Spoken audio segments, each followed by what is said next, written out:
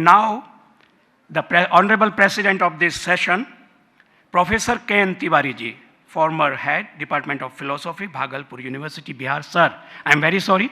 In व्यतिक्रम हुआ आरंभ में आपके सम्मान में. Please, sir, come and please deliver your presidential address. Professor K.N. Tiwari Sahab.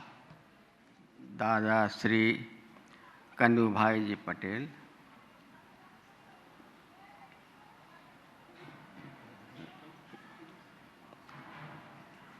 Shri Rathore, member of parliament, professor Ramarao Pappu ji,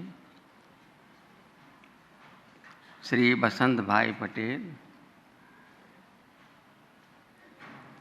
chairman of IPC professor S R. Bhatt,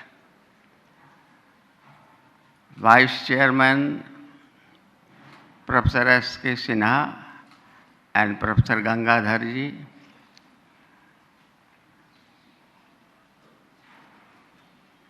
General Secretary of the IPC, Professor Paneer Selvam, fellow delegates, ladies and gentlemen.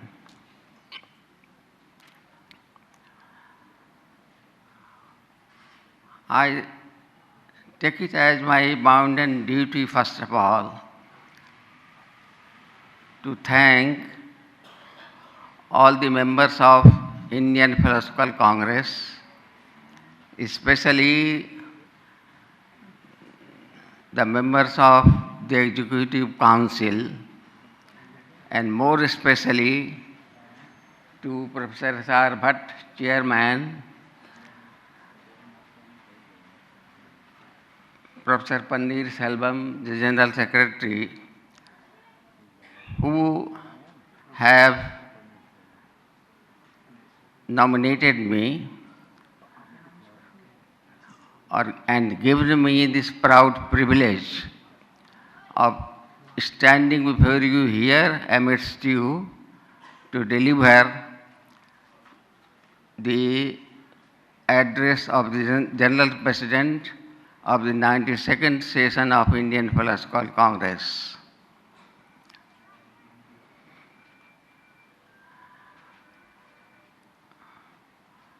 I don't know whether I deserve this honor or not, but I feel proud that I will be able to form a link in the long chain of scholars who have from time to time in the past have got this privilege of addressing the members of the Indian Philosophical Congress from this platform.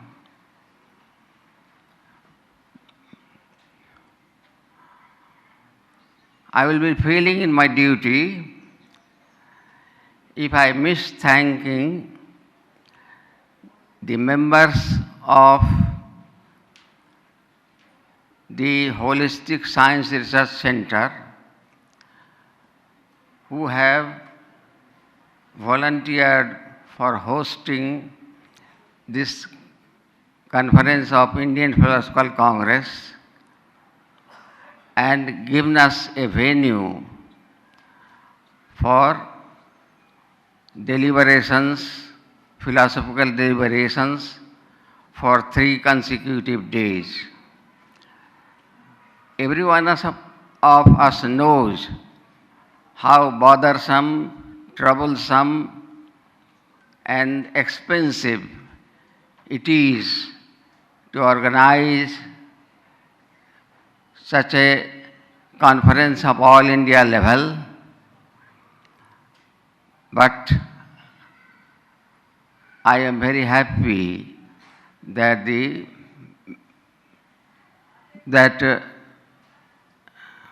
Holistic Science Research Center have offered us this venue, and they are standing to help us in all respects with great zeal and valor. I, on behalf of all of you, must thank all the members of the Holistic Research Center. Everyone, one of us knows that Surat is a city of business, trade and industry. But when Pandir Selvam sent me the letter of invitation, and in that letter it was mentioned that this session of Indian Philosophical Congress is going to be held in Surat, in the Holistic Research Center.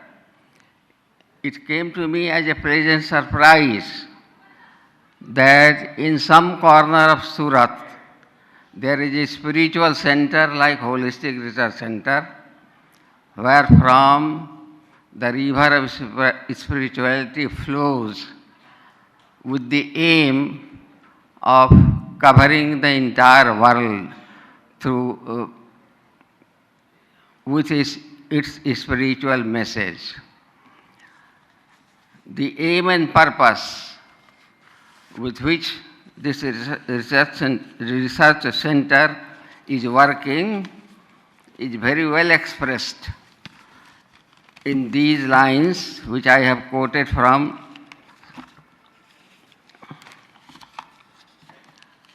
some brochure of the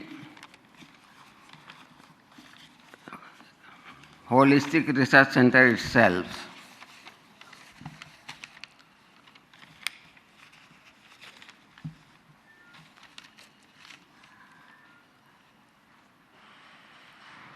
Life's highest aim can be realized only when it is understood comprehensively.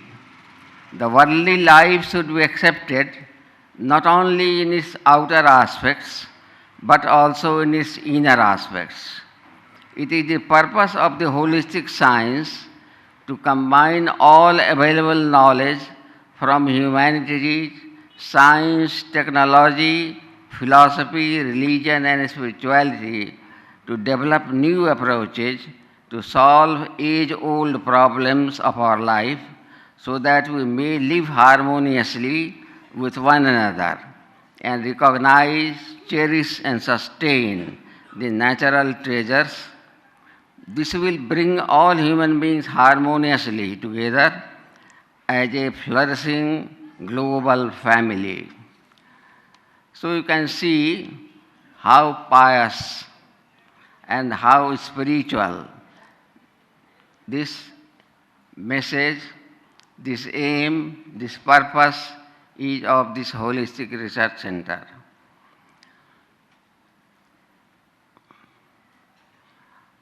I wish and hope that this message goes to the entire world so that the world may be a place for good living. And however, I have one doubt here in naming this center as Holistic Science Research Center. The emphasis is on science. I am doubtful that there can be holistic science. There can be a holistic way of living. There can be a holistic way of thinking. Professor Bhatt very well explained in elaborate terms what a holistic way of life will be. I am not going to tell you very much on this point here because in my address also there will be an occasion to see why holistic science is not a very happy term according to me. There can be holistic philosophy, there can be holistic ideology, there can be holistic practice, there can be holistic way of living, but holistic science, according to me, is not a very happy term. Anyway, this may be a topic for theoretical discussion, but what is going on in the research center and how people are affected by it, there will be no significant change in this. This will continue to do to send this spiritual message to the world, and people will be benefited by that. Whatever name you may give to it, holistic science or holistic ideology or holistic practice, that matters little. In any case, however, I once again, on behalf of all of you, thank this Holistic Research Center for the generosity that it has shown in giving us a venue for our deliberations for 3 consecutive days.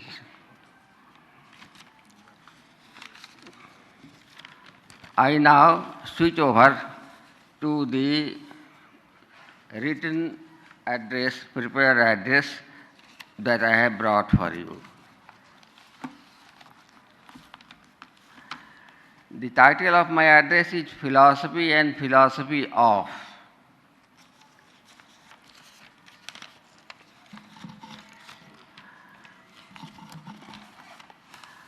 I don't hope that whatever I will try to convey to you through this address will be acceptable to you in letter and spirit. I only hope that you listen to me and try to think over whatever I am going to say. That will be the greatest reward to me.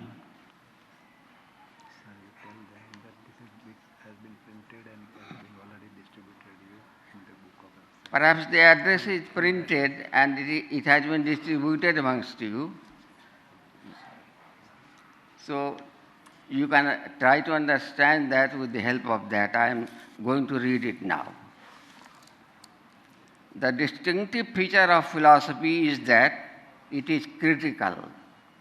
This is what Russell once said about philosophy. According to him, the only job of philosophy is to examine the principles employed in science and daily life. In science, it critically searches out the inconsistencies, if any, which might be there in its principles. In daily life, it examines the beliefs and ideas that are prevalent amongst the people of the society and try to ascertain whether they are justified on the principles of logic and reasoning, or they are simply superstitious and are rigidly held as conventions. This view of philosophy found greater support in the Anglo-Saxon world later on, when a speculative philosophy of system building regarding the universe as a whole as its subject matter was totally rejected on the ground that there was nothing like the whole over and above the sum total of parts. Philosophy has ever claimed that it tried to discover the truth, the fundamental truth behind the universe as a whole. But it is said against it that when science has made concrete efforts with its methods of observation and experiment to discover the truth or truths about the different parts of the universe, and has come to certain definite and well-tested conclusions, what remains for philosophy to search after then? The whole that philosophy claims to search after exists nowhere over and above the parts. Moreover, philosophy has no solid experimental method like science to make some meaningful search after truth. Mere speculation cannot reveal the mysteries of the universe before us. Time and tradition have shown that the so-called philosophical efforts to find out the truth behind the universe as a whole have proved grossly futile and a mere waste of time, yielding no cognizable definite results about the universe as a whole.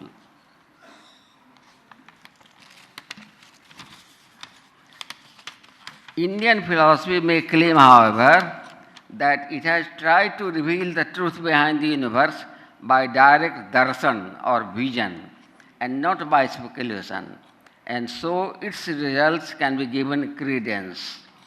But such a claim is easily refuted by saying that the authenticity of such visions is easily questionable. The highly different results obtained by different persons, saints or sages, whatever they might be, claiming to have such visions, are their own refutations. Truth must, after all, be one and the same. And therefore, if these visions were capable of yielding objectively true results, then why such enormous differences? The above kind of view about traditional philosophy is generally known as the empirical view, which further holds that philosophy, if at all it has to do some meaningful job, can assist the different sciences by analyzing their concepts and clarifying their meaning by discovering the method which these different sciences employ, and then seeing the logical validity of the method by examining the consistency, inconsistency of the principles which the sciences establish by examining the presuppositions on which they are based, etc., etc. And in this sense, philosophy is a second order activity which gets its materials from the different sciences, which are first order activities.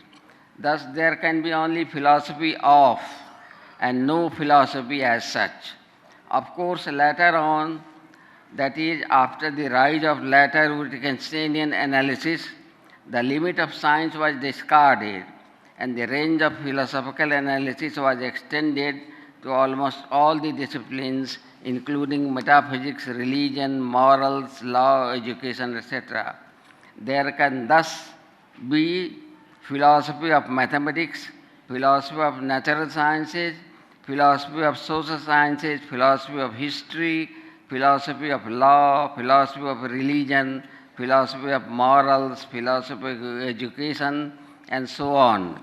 But there can be no philosophy which has for its subject matter what is called the universe as a whole. Because such a whole, apart from the sum total of the parts, does not exist. Moreover, mere speculation, or what is called direct darshan or vision, cannot give objective results about the universe as a whole, if at all it exists. The above is the kind of view the modern empiricists of the Anglo-Saxon tradition have tried to hold about philosophy, which has been coming down traditionally.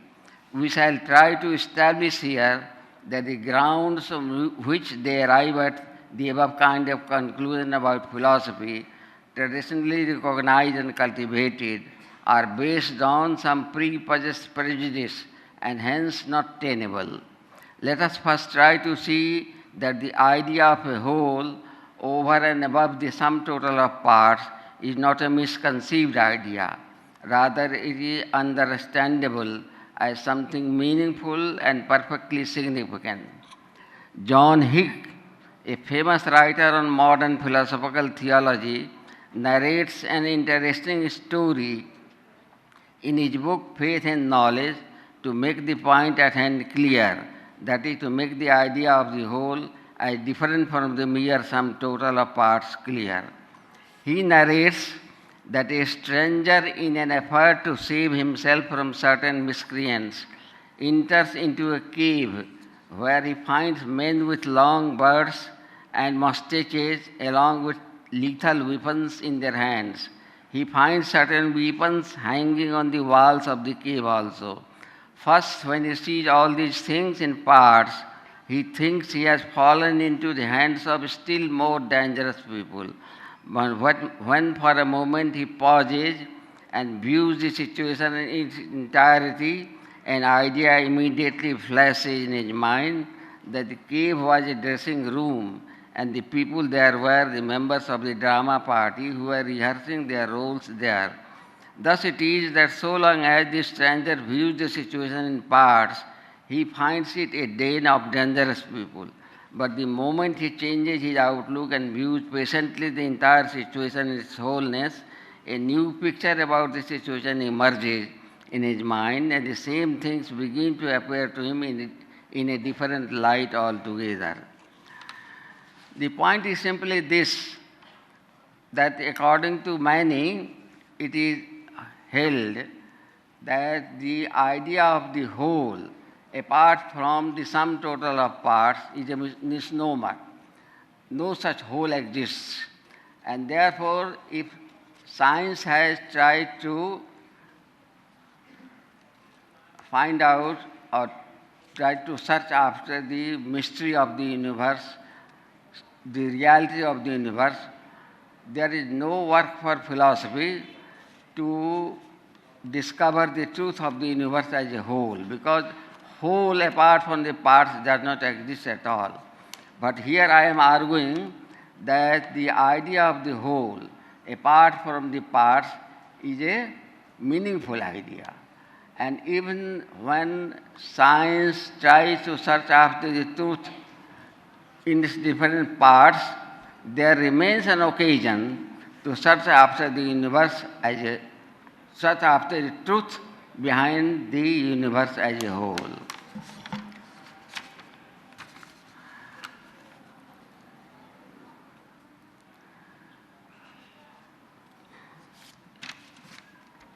Please skip over certain lines and then come to page number 4. It has rather a sense and significance of so, even if all the different parts and aspects of the universe in all their details are studied by the different sciences, there still remains a sense in which the study of the universe as a whole seems significant.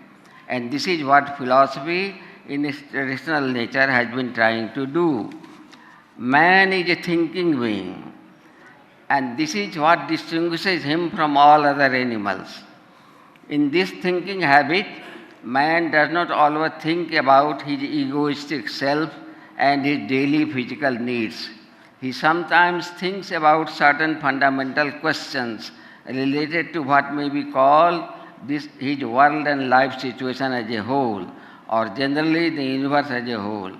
Questions concerning the origin of the universe, the origin of the world we live in, the nature of human life, the role of man in the universe, his final destiny, etc., may be taken as the examples of such fundamental questions related to world and life.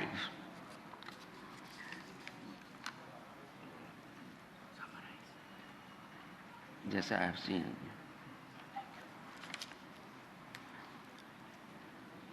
Then skip over a few lines again and then come to this. The contemplative man seeks answer to these questions, although according to some they may be superfluous and idle questions which neither need to be answered nor can they be answered in a meaningful and definite way. It may be obvious that no definite answer to these questions may ever be found by man, but still such questions are to be asked and answered by him unless he chooses to live what may be called an instinctive life, turning a blind eye and a deaf ear to the demands of his contemplative mind. These questions are neither meaningless nor superfluous.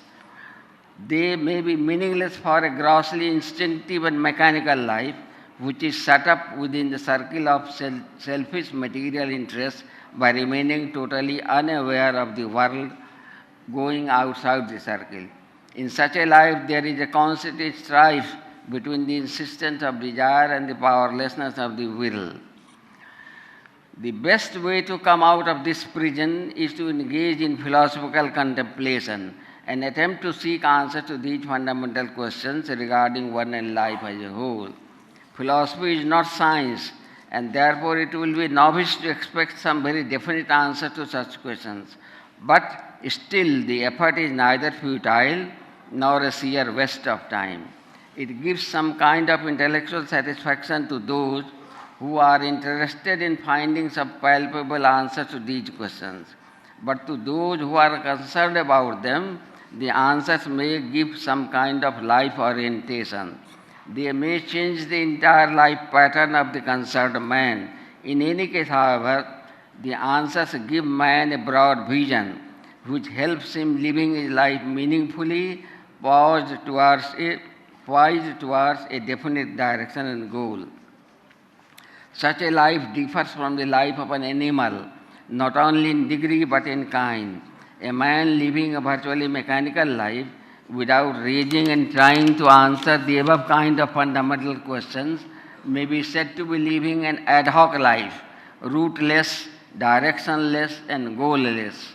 But a man who raises such questions and seeks veritable answers to them may be taken as living a life which has a root as well as a direction and goal. Thank you, sir. Then skip over the next paragraph and come to the next paragraph.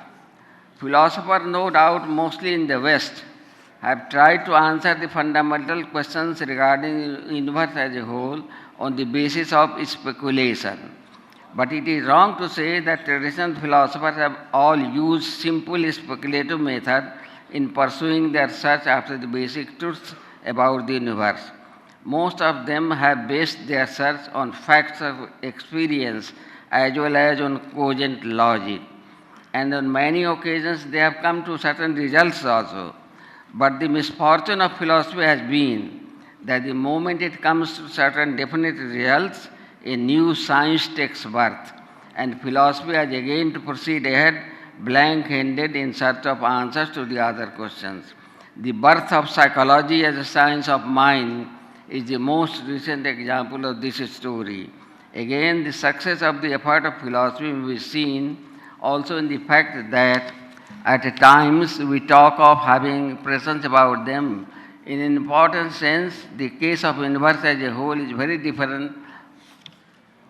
We may now come to the question of the authenticity of visions on which Indian philosophy is claimed to be based.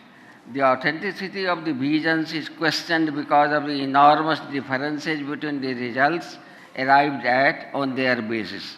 There is in fact a long range of replies and counter-replies on the issue with an unending debate. This unending debate suggests, in my view, that the different pictures of the universe presented by the different thinkers are the results not of their different visions, but of the different impressions that they form with regard to the universe as a whole. Here the main problem therefore is to see what these impressions actually are. The point is, I may explain it in brief. Against Indian philosophers, it is said that although they claim to present a picture of the universe as a whole on the basis of their visions, but they differ sharply amongst themselves in their results. So I am of opinion here that they are not expressing their visions, rather they are expressing their impressions about the universe as a whole. So the main question is what an impression is. Being impressed by something in some specific way is not simply having a cognition of it. It is rather being affected by that cognition in some specific way. Two persons, for example, may perceive the same object, but they may not be affected by it in the same way. The one may call the perceived object beautiful, while the other may deny this attribution. This means that two persons are impressed by the same object in two different ways. Similarly, different saints and seers, Indian saints and seers, are impressed differently by the universe as a whole, and therefore they present before us different results. But these results are not purely subjective. They are objective in their own ways. When the Indian philosophers present their impressions before us in different ways, they are presenting their own objective view, something objective they find in the universe. And here I quote an important quotation from a great modern thinker, John Wisdom, a contemporary of John Austin. Wisdom says, please listen to these sentences very carefully. Discoveries have been made not only by Christopher Columbus and Pasteur, but also by Tolstoy, Dostoevsky, and Freud. Things are revealed to us not only by the scientists with their microscopes, but also by poets, prophets, and painters. This means that when Indian saints and seers look to the universe as a whole and are impressed by it in a particular way, they are not telling us something subjective. Rather, they, in their own ways, find something in the universe which impresses them in that way. They discover something there. As it is said here, discoveries are made not only by scientists, but also by poets, prophets, and painters. Now perhaps we can understand why there are differences in the viewpoints of the different thinkers regarding the nature and characteristics of the universe as a whole, and why, in spite of differences, each one of them takes its position as objective and sticks to it. They are due to the different impressions that they have with regard to the universe.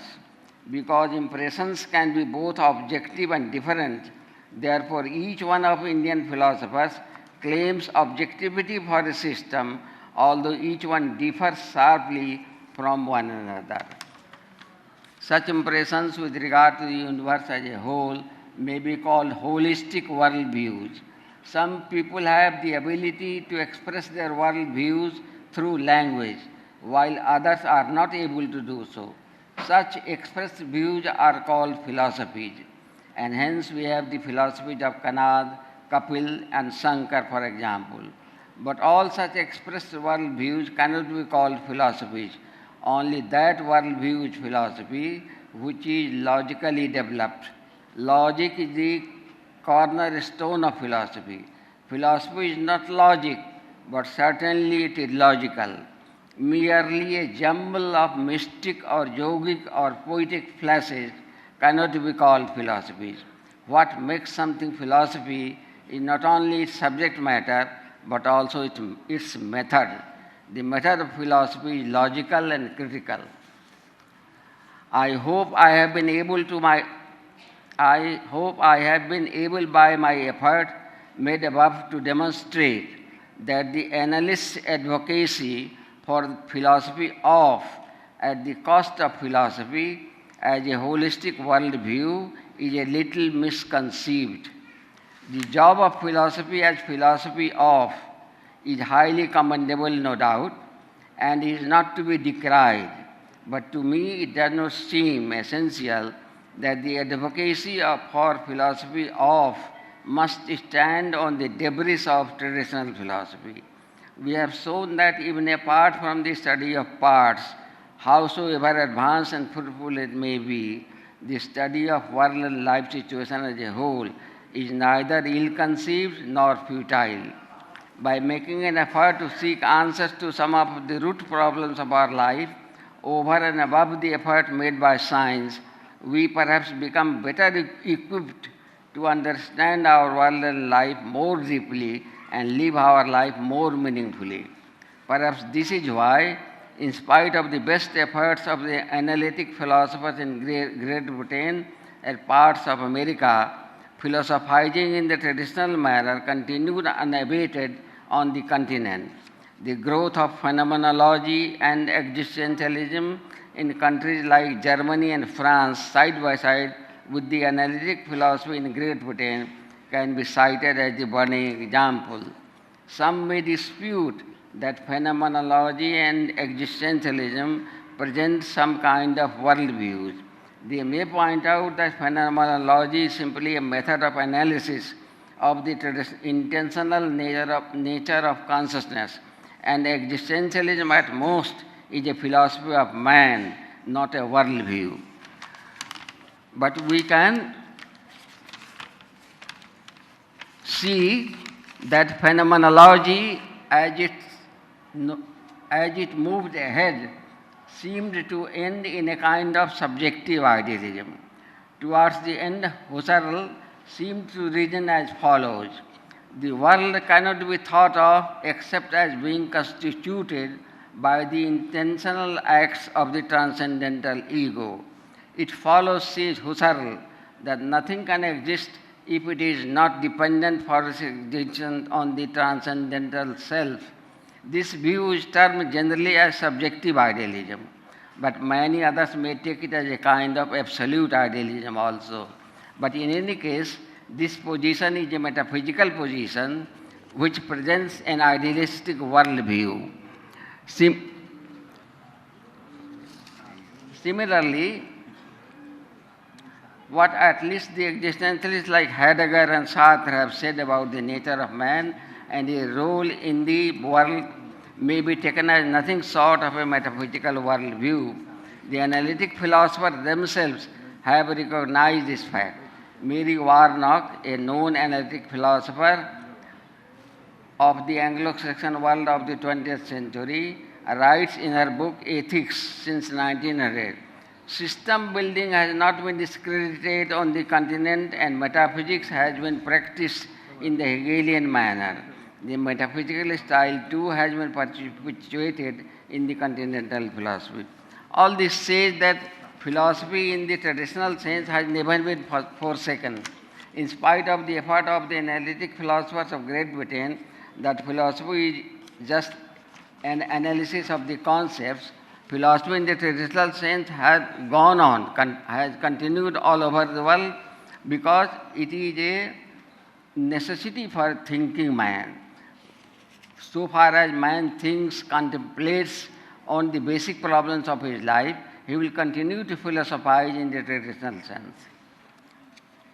Thus, philosophy as a world view, that is, as a holistic view regarding the world and life situation as a whole, has been practiced all along throughout the world as an internal necessity for the entire mankind. And it is perhaps quite natural because man is essentially a thinking being, and sometimes he is naturally inclined to think about this world and life in their entirety. Then skip over a few lines and come to the next paragraph. I shall end now very soon. Unfortunately, yes, I am concluding. Unfortunately, India does not have its own philosophy today. The same Advaita Vedanta, along with some other spiritualistic systems, may be cited as philosophy of India even today. We have to understand that much water has flown in the river of time, and things have changed a lot since Vedanta was first propounded. The need for today is that we think afresh and evolve a philosophy of our own, suited to the demands of our time. If philosophy is a world view, is it not required of us to develop a fresh world view which may somehow be relevant to our social, political, moral, and religious conditions? The ancient values have been forsaken in the name of modernity, and the new values have been blindly borrowed from the West. Consequently, there is a complete chaos and maladjustment in our society. New problems have emerged with the change of time and circumstances, but in the absence of any cogent and comprehensive worldview, they are being attempted to be solved in an ad hoc manner. Once we develop a comprehensive worldview suited to the current scientific temperament as well as to the social, political, and other related conditions, solutions to the problems will automatically follow out of that, and there will be an atmosphere of adjustment and harmony in the society. We may take the comprehensive world views of any philosopher of the world, such as Plato and Aristotle, Hegel and Marx, Shankar and Gandhi, for example. We shall see that solutions to the social, political, and other related problems can be easily found in the light of their metaphysical views.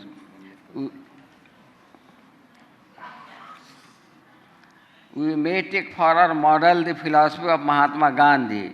Once we accept his world view, that is, views about God, world, and man, we can see that acceptable solutions to many of our problems, such as that of poverty, corruption, economic imbalances, ecological and environmental imbalances, religious disturbances, political turmoil, regional imbalances, can be found in the light of his worldview. In a different light, we can say that once we accept his worldview, his views on ahimsa, satyagraha, sarvodaya, swaraj, swadeshi, trusteeship, etc., will automatically follow out of that. However, Gandhi may not perhaps be a perfect model for us in our present conditions, so we have to develop a worldview of our own, suited to our needs and conditions today. Here I shall like to make two very small points by going beyond the text that I have prepared. Number one, that from my views here, an impression may be formed that I am against spiritualism. I have termed Vedanta as irrelevant now with the change of time, and so people may think that I am against spiritualism. But I want to say with emphasis that spiritualism is our special heritage, and any philosophy that is developed in India must contain spiritualism in it. What I am against is that we should give up hammering very much on the concepts of bondage, liberation, etc. That gives an impression that we are harping on life denial, world negation, etc. And we are trying to get moksha and go beyond this world. We are trying to save our life. That impression, however it may be argued against it, is made. And therefore I am saying that if at all we are to continue this concept of moksha, it must be given some new interpretation. Just as Tagore, Gandhi, Vivekananda, they said that what is moksha? Moksha is simply realizing others into oneself and oneself into others. Gandhi went to the extent of saying that moksha is identical with sarvodaya. So moksha has been socialized in these concepts, and that is the need of the hour. Moksha interpreted in that sense that it is a metaphysical or ontological status which must be achieved in some other spiritual world, must be given up now. And a new interpretation to moksha should be given. Or again, I am of opinion, you may agree or not agree, I don't know, that in our old theory of Purusharth, there was the Trivarga theory, Kama, Arth and Dharma only. So why not adopt that? The life of Kama and Earth regulated by Dharma is the best spiritual path that we can adopt and live a high life in this world. We are not to escape from this world. Rather, we should try to make this world worth living and more beautiful, just like heaven. And that can be done by a life of calm and earth, of course, regulated by dharma. That will lead us to niskam karma, and we will work for the entire society in a niskam way. So these things must be interpreted in some new light now, so that an impression may go to the people that we are advocating a philosophy of self-assertion, life assertion, world assertion, and we are not escaping through life. That impression that Indian philosophy gives, that they advocate a life of world negation, life negation, etc., that should go. The concept of self-realization also must be interpreted in different way. We may interpret it in the sense that we have in our being so many potentialities. And self-realization means the realization of those potentialities to the maximum. Tagore once said that we are incomplete but not perfect. The seed of perfection lies within us, and we should develop that from within us. It is not necessary that we are hankering after that moksha, a permanent spiritual existence. Those ideas should be given up now. So I am saying only this, that these ideas must be given up. Spiritualism is to remain in India. It is the cornerstone of Indian culture, philosophy, etc. So spiritualism must be there. Second thing that I will try to convey is that these days, in a zeal to make philosophy practical, in a zeal to solve social, political, and economic problems directly, head on, people are just trying to discuss such things directly. For example, I have noticed some articles which are being published these days. भ्रष्टाचार उन्मूलन एक विमर्श, सामाजिक न्याय एवं शिक्षा, महिला सशक्तिकरण, तकनीकी सभ्यता की त्रासदी. These are the philosophical articles now being published in many journals. I think that this is not the job of a philosopher to solve these problems head on. A philosopher's job is to present before us a comprehensive framework, a comprehensive worldview within which may seek problems, solutions to these problems. If we will try as philosophers to deal with these problems head on, philosophy as philosophy will lose its identity and it will become sociology or social psychology. Philosophy will not have any distinct identity. So these problems must be faced head on. Philosophy should remain philosophy and it should it should present a comprehensive framework so that these problems may be solved in the light of that. So what I was telling, especially for our younger friends, that we should evolve a new philosophy, new kind of philosophy. And the older concepts also must be given new interpretations so that we may deal with the emerging problems of modern days. Of course, our spiritualism must be kept intact, but in a new way, in a modern way. And now I am going to finish just 2-3 seconds more and I will conclude. I again come to the text that I have. Before I close, a few final words about philosophy and philosophy of. I am afraid that on the basis of my whole discussion above, one may form the impression that just as the analytic philosophers have upheld philosophy of at the cost of philosophy, I on my part have upheld philosophy at the cost of philosophy of. But that will be wrong impression. I have every appreciation for this new and additional role of philosophy in the shape of philosophy of. Philosophy is, after all, as I have asserted, logical and critical. And so, if in addition to erecting a worldview on the basis of perfectly logical and critical grounds, philosophy assumes a new role of critically examining the presuppositions and principles of science so as to see how far logically and consistently it has pursued its goal of discovering the truth, there is no harm in it. Rather, it is a matter of applause and appreciation. Hence, philosophy as philosophy of may be appreciably practiced but not at the cost of philosophy as a holistic worldview.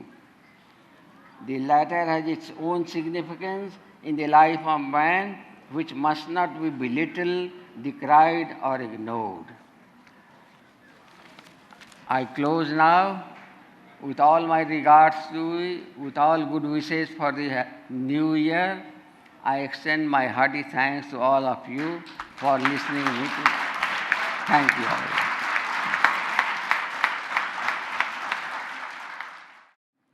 Friends, I have been in touch. He is a great scholar, and merely as a first glance of his paper, I found that it is so wonderful and with deep insights about philosophy, and it is giving insights to these philosophy students and scholars, and that's why we decided to print it full speech in the abstract. You can go through. You have to read, reread, and reread it. It's a wonderful thing. And the point he made, Dharma, Artha, Kam, Moksha, that has been well taken, and on that basis, we are devising a course by HSRC. So it's a great thing for us, sir. Your inputs have been used, and we are devising a course on based of your input, that especially Dharma, Artha, Kam, Moksha, faith and reason go together. I have taken it very seriously. Faith and reason should go very hand in hand, and we are devising a course, and you will be sincerely grateful to you forever, forever, sir. Thank you, sir.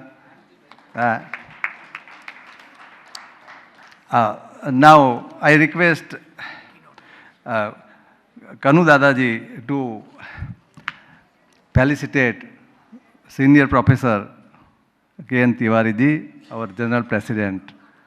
Ela Ben.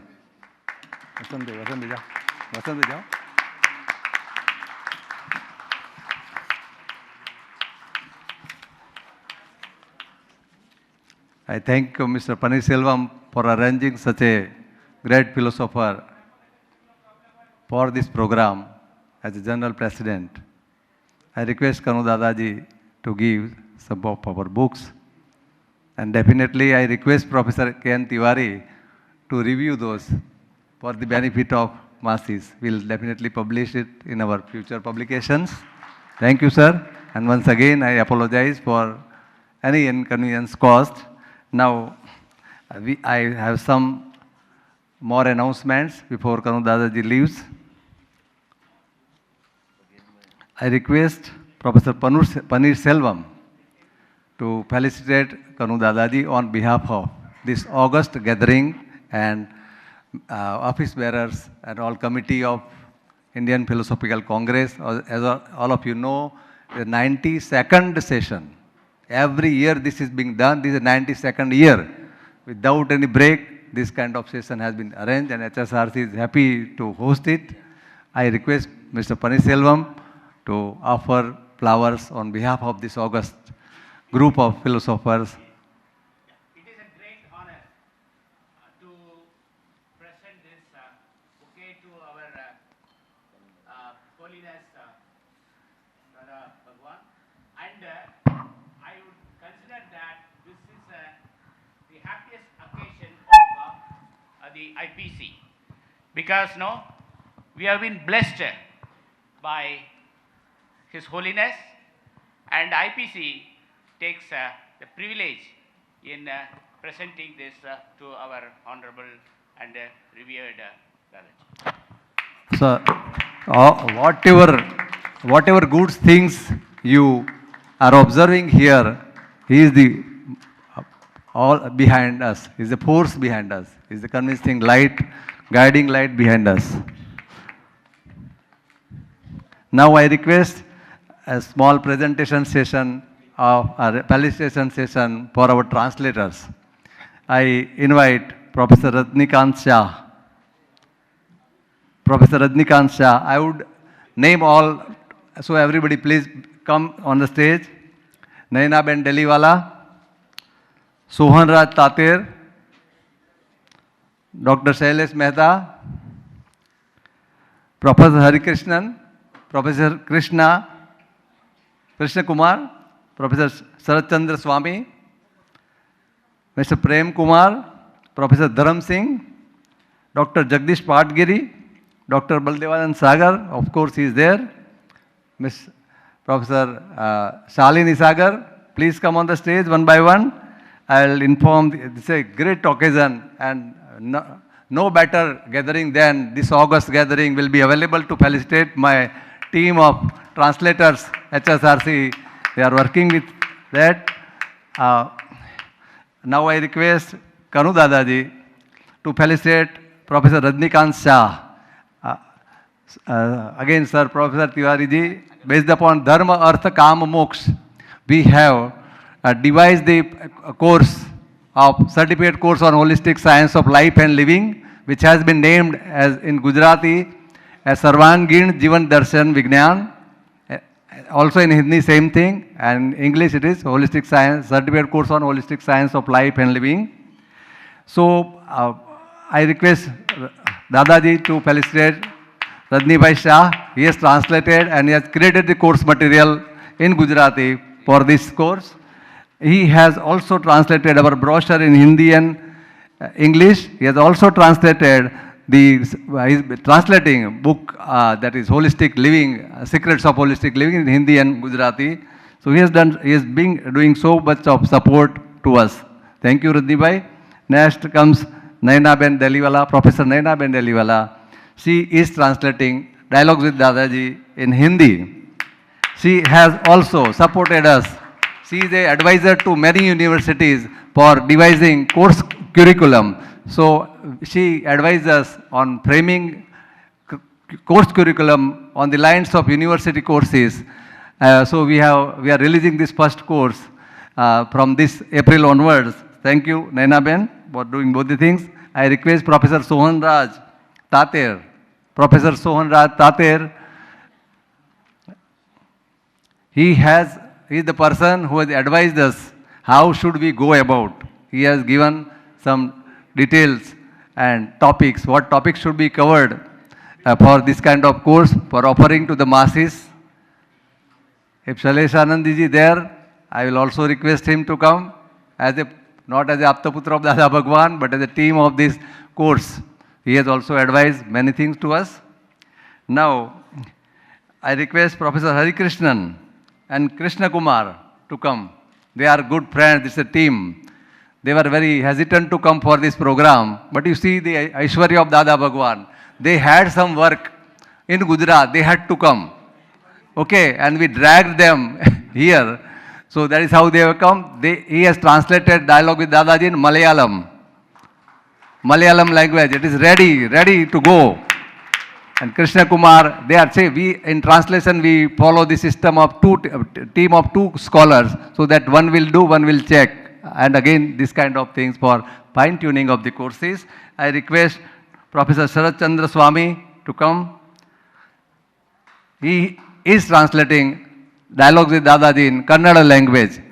Dada's Mahatmas must be aware that Dada specially referred Karnataka people and German people that this message will go very deeper and very absorbed very well for this group of ethnic groups, Kannada as well German.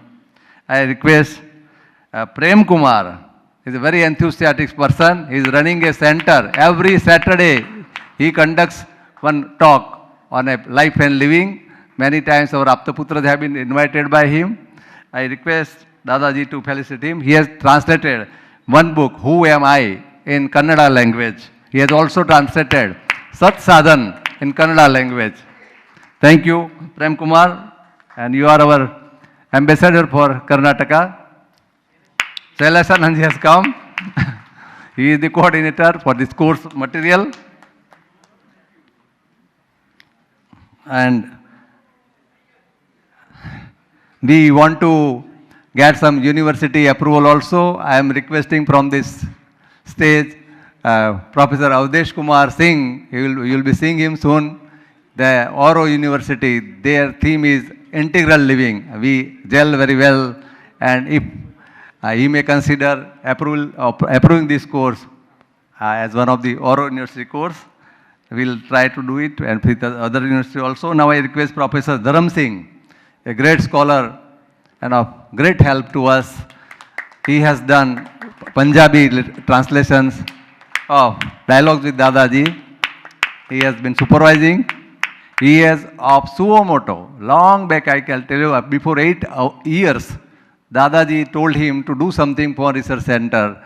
You know, without any communication, he already translated 2 books, one about Navkalam and another about purpose of life. And then straight away translated and sent to me.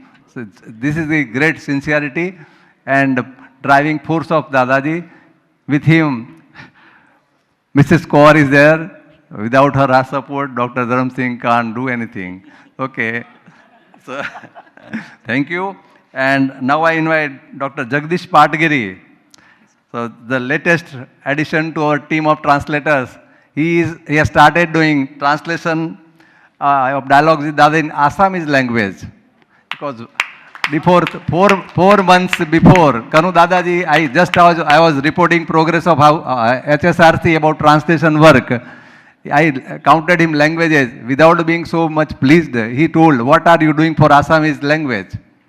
So I was taken aback that I have done so much things, but he is not appreciating anything, but he is giving me a new task. I was very much worried, how do I find Assamese language? But for this Asian Philosophy Conference, he was talking to me. Just I realized this is the person who will do our work, and he has gladly accepted. Now, last but not the least, still, penultimate, okay, Dr. Baldevanand Sagar couple.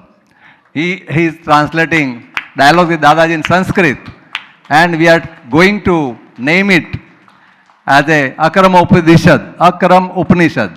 Akram Upanishad. It is kind of Upanishad only, that when a seeker sits near a guru and he asks and he replies. So, Akram Upanishad book, you will be seeing, I think, in the next year. Then better half of Dr. Baldevan Sagar, Dr. Shalini. You know, they are great, good announcers. Dr. Shalini is in All India Radio. And she is translating in Sindhi language, although, okay, there are few few people, but she has voluntarily offered to do Sindhi translation. On this occasion, I remember Dr. Mahalakshmi, wife of Dr. Balaganapati. She has suo moto. She saw this book in her house, and she offered that I will translate this in Telugu. She is not there, but I invite Professor Balaganapati. He should come here if he is there in this. I request Professor Mishraji on behalf of Mrs. Mishraji. Come, Balaganapati, please come. You see, you have seen him yesterday. He is as good as my brother. We have been working and fighting and all those things we are doing for 6 months. Dr. Balaganapati, on behalf of Mrs. Mahalakshmi, she is translating it in. She is a scholar in English come Telugu, so she is translating in Telugu. So another, on behalf of Mrs. Mishraji, I invite Professor Mishra. Mrs. Mishraji is doing translation Uriya. I invite Yashodhara Kar also, if she is able to come fast. She has joined Mrs. Mishraji in translating Dialogues with Dadaji in Uriya language. She is also director, all of you know. So, thank you very much for joining and encouraging this felicitation. Thank you very much. Now I request Dr. Baldevan Sagar to take over. Thank you, sir.